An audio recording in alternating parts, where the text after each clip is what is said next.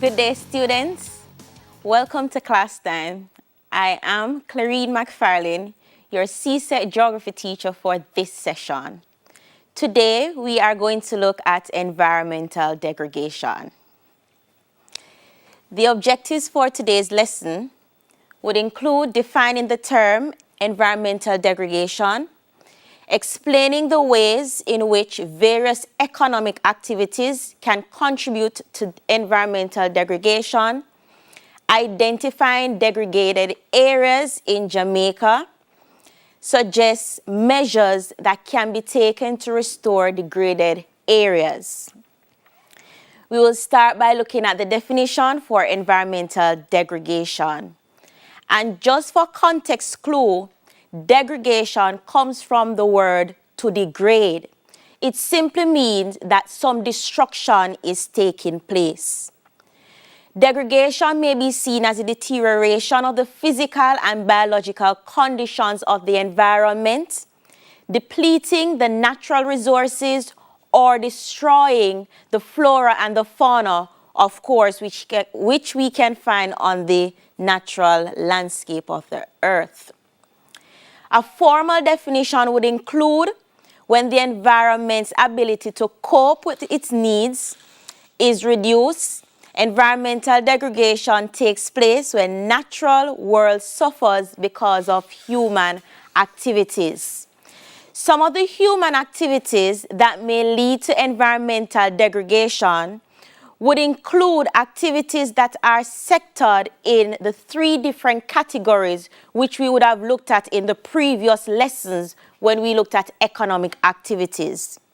These would include agriculture, mining, fishing, processing in manufacturing industries, as well as tertiary activities such as tourism.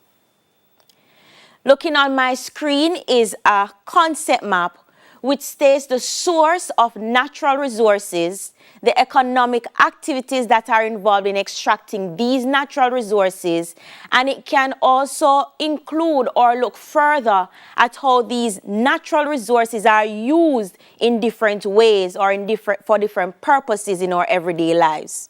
So let us look at the soil.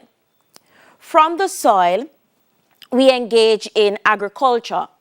The agricultural produce from the soil is then sent to manufacturing companies to be processed or to be changed from its natural state to be used elsewhere as a different or a new product. And we can look at the different examples as we see them, similar to how we have just outlined the crops of agriculture. Agriculture, in order to facilitate this form of activity, deforestation takes place. And deforestation, by definition, speaks to the cutting down of trees in order to use the land area. Last week, when we looked at agriculture, we looked at two forms of agriculture taking place. We looked at large-scale farming and we looked at small-scale farming. As it relates to large-scale farming, the trees are felled in order to accommodate plantations more so on coastal areas. Where small-scale farming is concerned, the land is cleared in order to accommodate the demands of food for the local population. So nowadays we hear of backyard farming, so persons will find more use for more land when they are building their houses or when they are looking for new places to live in order to engage in some sort of agricultural activities. When the trees are felled, or in the context of deforestation, then there are adverse effects on the environment. So we look at the fact that the absence of the trees would lead to soil erosion. Soil erosion refers to the wearing away of the Earth's surface by the agents of weather, such as rain, wind, and ice. So the movement of these materials along the surface. What happens when the trees are felled? The soil is left bare as we see it, being exposed to the elements of weather, sun, the rain.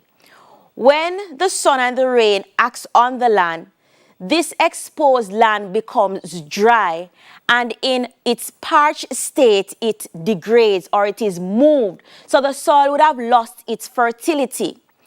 In cases where the soil gets hardened, what we find happening when it rains, the soil will act as a thin or a smooth sheet, so the water will just flow over and lead into areas where that is not wanted in excess, which leads to flooding. Agriculture generates two types of pollution: pollution by organic waste and pollution by agrochemicals, such as our fertilizers or pesticides that are used on our farms. These types of pollution, they are more so prevalent, or they occur mostly in rural areas where you find a lot of farming activity taking place, where the soil is not suitable, but it is aided in production by fertilizing from point to point. It is also common in urban areas where we will have markets. So if we should go to the market centers in the nearby towns or cities, wherever we are located or whichever parishes we are from, you'll find that going to the market, you'll find a lot of garbage or debris left over from the market experience, or the scraps from the organic or from the lettuce, the tomato that is left, or the goods that is no longer wanted, that is dumped aside. That in itself is pollution. When we have deforestation taking place, the twigs and the rubbles or whatever is left on the bare soil or the bare surface of the ground, when it rains, it adds to the sediments that are sent to river systems. This leads to what is called siltation. So a lot more debris are found in the riverways, and it increases the carrying capacity, it decreases the carrying capacity of the river, which makes it heavier. The load is heavier to carry from one point to the other. And so those riverbanks now become overload, and they will spill over in unwanted areas, and again flooding will occur in areas that we don't want it to take place. This is also as a result of the fact that surface runoff will become rapid, or it will increase, simply because infiltration will become less. When infiltration becomes less, surface runoff increases. Infiltration is the capacity of water to soak through the soil into the underground system, into the watershed.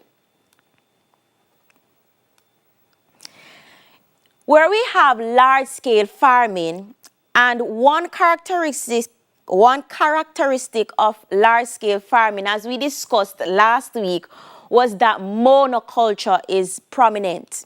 Monoculture, where we plant only one crop on an entire area, over or usually up to 200 hectares of land. On this land, you find that the soil quality, the soil fertility is reduced, and as a result of that, the soil itself becomes loose. So loose soil is easily eroded, and that affects the production in that area. The removal of trees or deforestation, it affects the nutrient cycle, and not just the nutrient cycle, but it also affects the water cycle and the function of those cycles in how we operate as living beings in our environment. The decomposition of organic material returns nutrients to the soil. So we talk about the foliage. The foliage speaks to the leaf.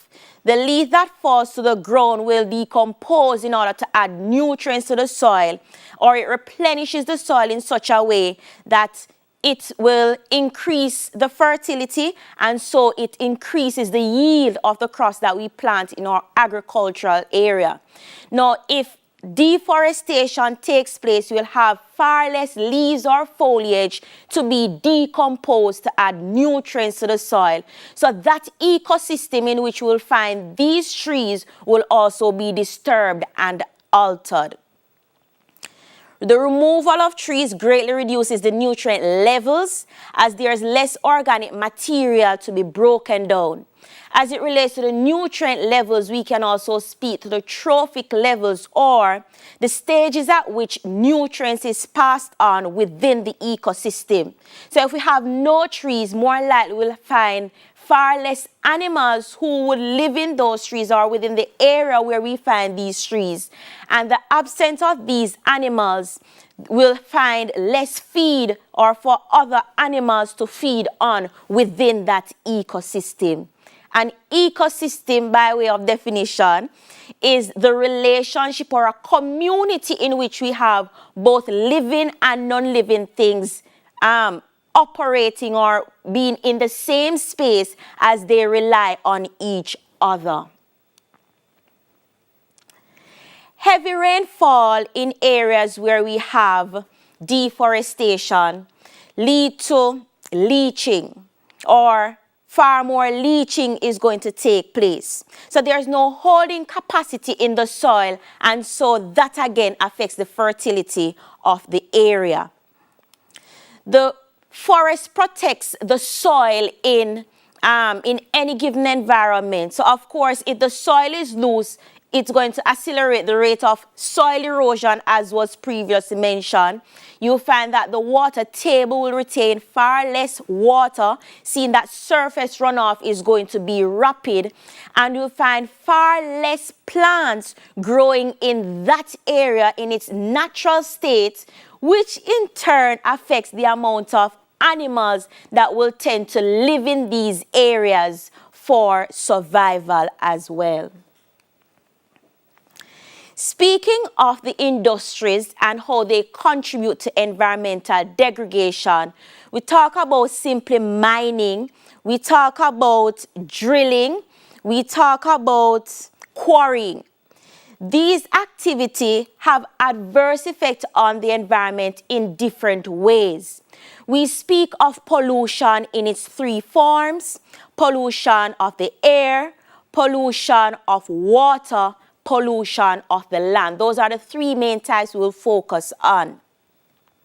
So when you have mining, quarrying taking place in a particular area, or when you have secondary industrial activities taking place, it requires the construction of roadways and airstrips and possibly building of 1 and 2 shelters to accommodate persons who work in these areas, or possibly to build the site in itself. This in turn will require trees to be felled to accommodate such activities. So again, deforestation is another effect of industries being implemented in an area. Deforestation, it leads to this destruction of habitat. Habitat, this is the place where natural or living things they will actually live. It displaces them, having them go elsewhere that are not suitable for them to live. And it also, well, that speaks to the displacement, and it also speaks to the lack of nutrients that they will need to survive in their natural state of living. Noise and visual pollution is another factor. And some of you who live in areas where we have bauxite plants may be suffering as a result of noise and visual pollution. We speak to noise pollution due to the fact that the heavy machines that are used in these areas, in order for them to operate, it produces a lot of noise, simply put. The noise that is produced is in excess of what we're able to tolerate, especially in built-up areas or areas where we have business taking place. Visual pollution, it may cause impaired vision. So we talk about the dust. We talk about smogging in these environments as well. The destruction of the landscape, meaning in areas where the land would be flat or where the road surfaces will be smooth now becomes rugged terrain that becomes not impossible but a little bit more difficult to traverse or to go through these areas. The landscape in itself may also become unstable where living is concerned. So persons who were living in areas where their house could withstand sun, rain, thunderstorm, whatever may come, as soon as industrial activities start to take place, then rocks become displaced, then landslide begin to occur, and things like those are likely to affect the environment. Remember, we are looking at the fact that these economic activities, they are affecting natural living of plants and animals alike. And of course, these are activities that are induced by humans. The irresponsible waste or the irresponsible disposal of solid and toxic waste is another effect of environmental degradation from the different industries. Solid waste we are speaking about are garbage.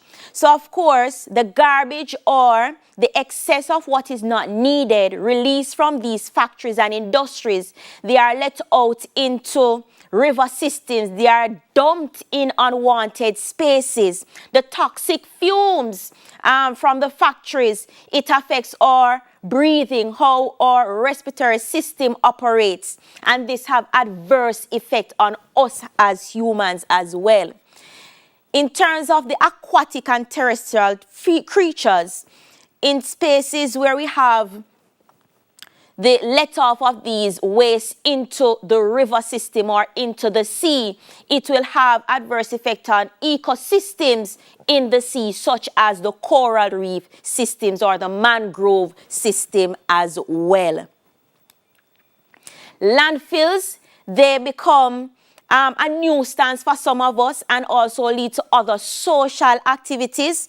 Seeing that these landfills have valuable resources that can be used, even though it is used not in a sense illegally, but in a state that it is not supposed or it is not safe to do so.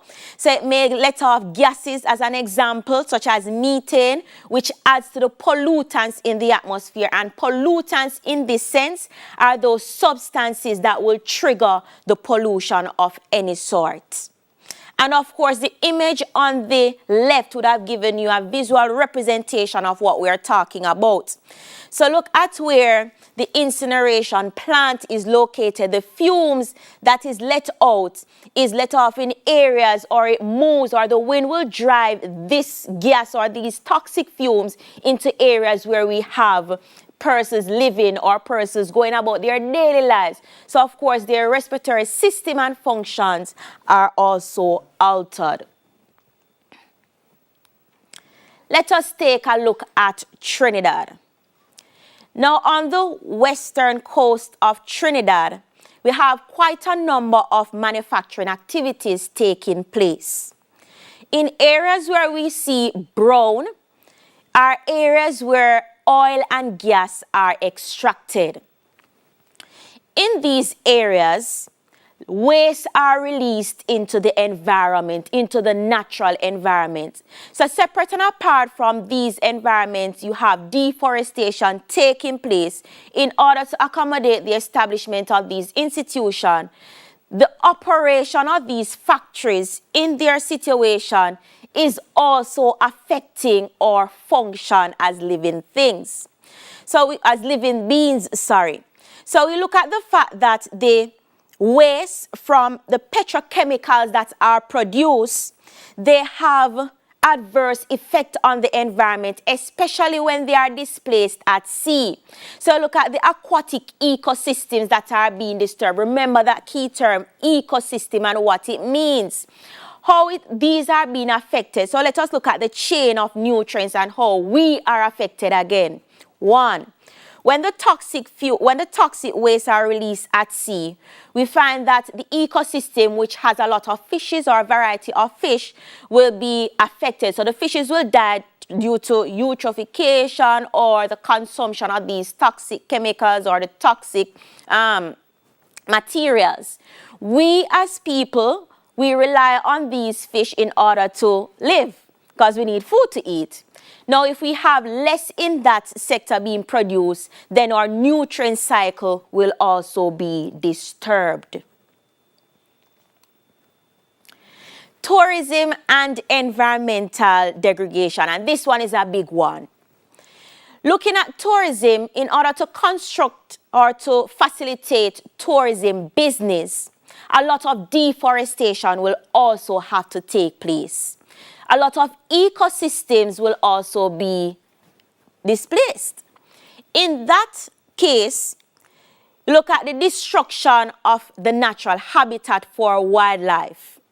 So animals that will live in forest or in mangrove or wetland areas, they will have to seek refuge elsewhere. And wherever they find refuge will be in unwanted spaces or spaces that are not able to provide all that is needed for these wildlife to survive. We're not just talking about animals, but we're also talking about plants that may develop in these areas as well. This is a threat to their life. The mere fact that they are threatened, they are likely to die or become extinct over a period of time.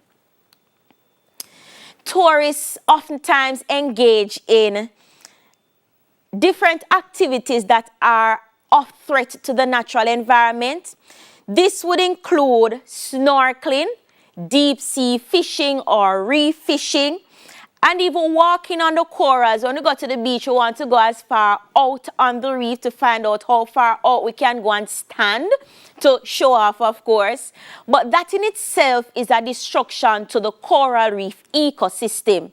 Because what will happen, the corals themselves will break apart. And so the function of that particular ecosystem will be disturbed.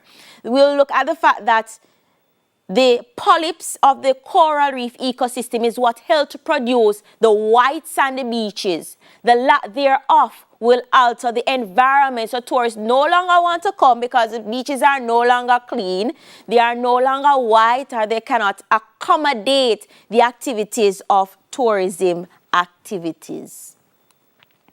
We look at the fact that ships that are carrying, or cruise ships that are carrying tourists, they may anchor into the coral reef ecosystem. They may also release their waste, as so hotels, to pollute the environment. This is of great disadvantage to us as humans as well as to the actual ecosystem.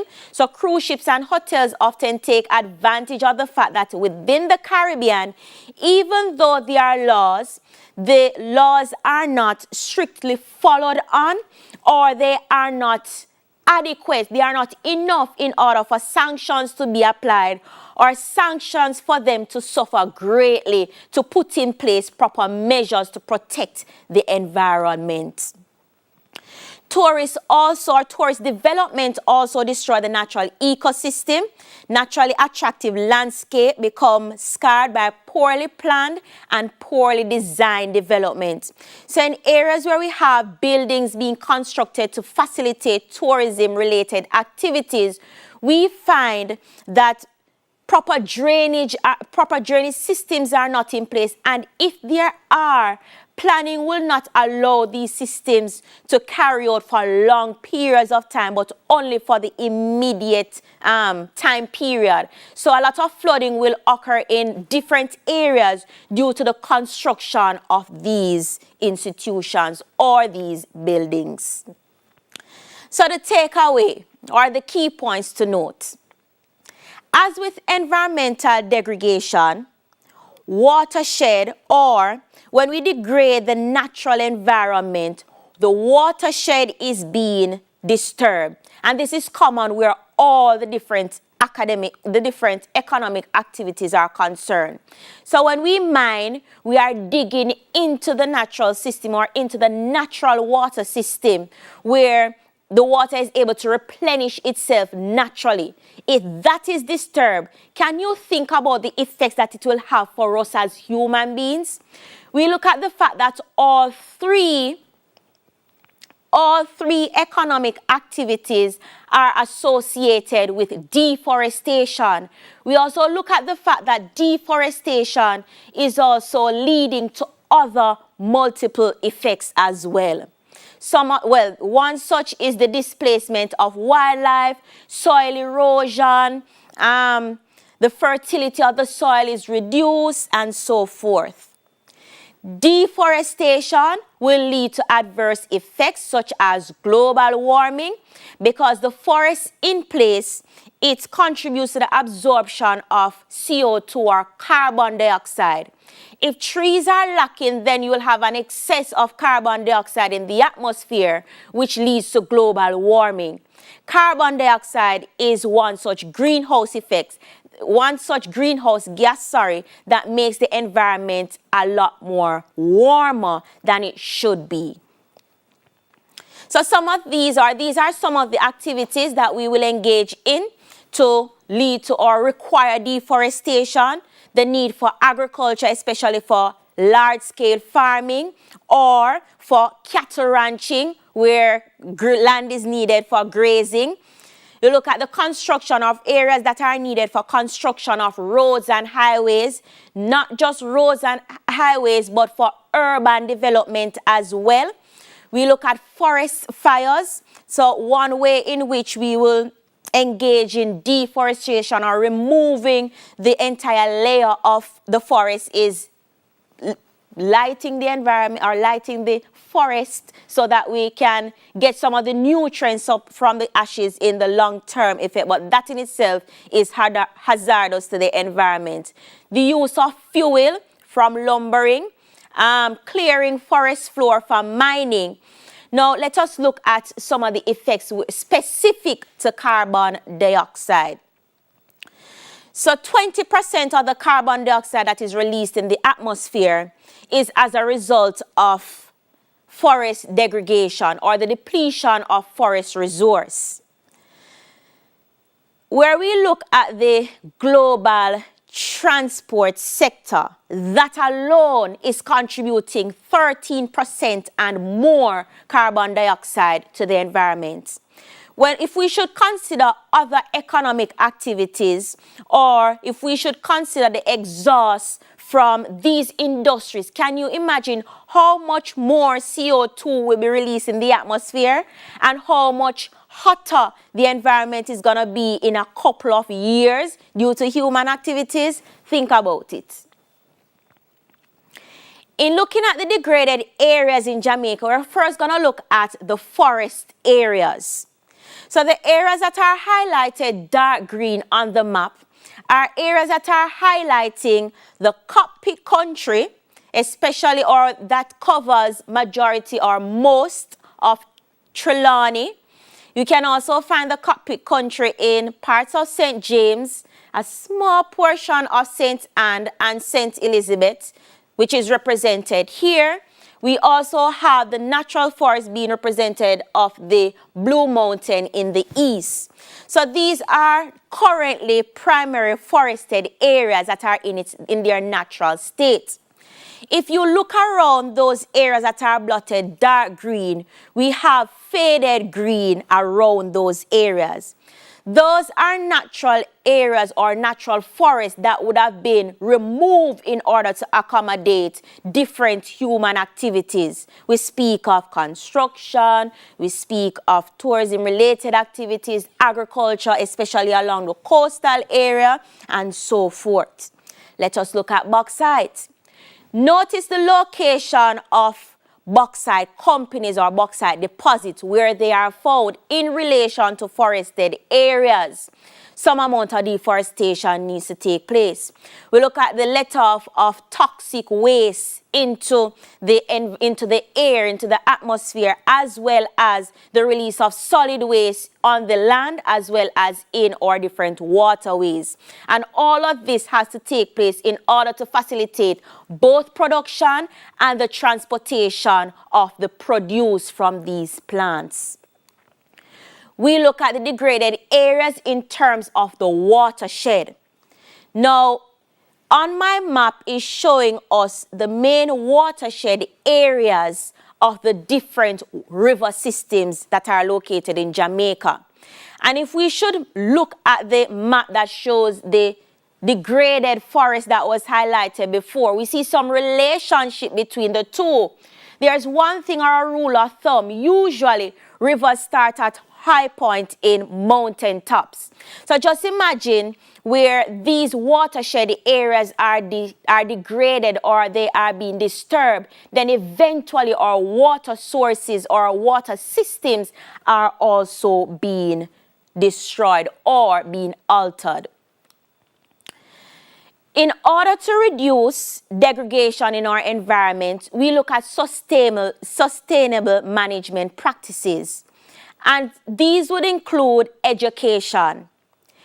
We need to educate our people in terms of what are some of the things that we can do to preserve our environment, as well as looking at alternative ways of protecting the natural environment. We speak of organic farming practices. Last week we mentioned a few. This would include crop rotation, mulching, in order to retain the nutrients of the soil, as well as reducing the need for deforestation. Forest and soil conservation will speak to activities such as afforestation, which is developing new forests in new areas, reforestation, planting back trees where forest flora would have been disturbed. We may also look at terracing as another factor, planting along the contour as another soil conservation technique, fishery management, avoid overfishing, as well as observing the different time periods for fishing for certain species of fishes that we need. We look at ecotourism. When we looked at tourism as an activity, we look at the fact that persons are going in to observe the natural environment and become one with nature while they are enjoying their experience in a new environment. Another practice that must be considered would be improved mining and manufacturing techniques. So we talk about spot-on mining, where they will mine only at the point that they will extract the resources, and we will also look at new and improved methods that will eliminate the need for degradation. So having gathered all of that, let us look at a few trivia questions to see how much you have remembered. So the first one, which of the following are soil conservation methods that would be best able to restore a mountain region severely eroded due to deforestation? Is it A, reforestation and crop rotation, B, reforestation and contour plowing, C, strip cropping and crop rotation, or is it D, agroforestry and strip cropping? So I'm sure all of these terms are familiar with you. Which two will restore a mountainous region that is severely eroded by deforestation? All right. And if you would have guessed reforestation and contour plowing, then your response would have been correct. Reforestation speaks to putting in place or replacing forests that would have been removed from a particular location. Contour plowing is conserving the soil where we are planting along the contours of the mountain or the hillside. Trivia question 2. Deforestation is the cause of uncontrolled forest fires, increased rainfall, the decline in water supplies, soil erosion, sedimentation, and flooding.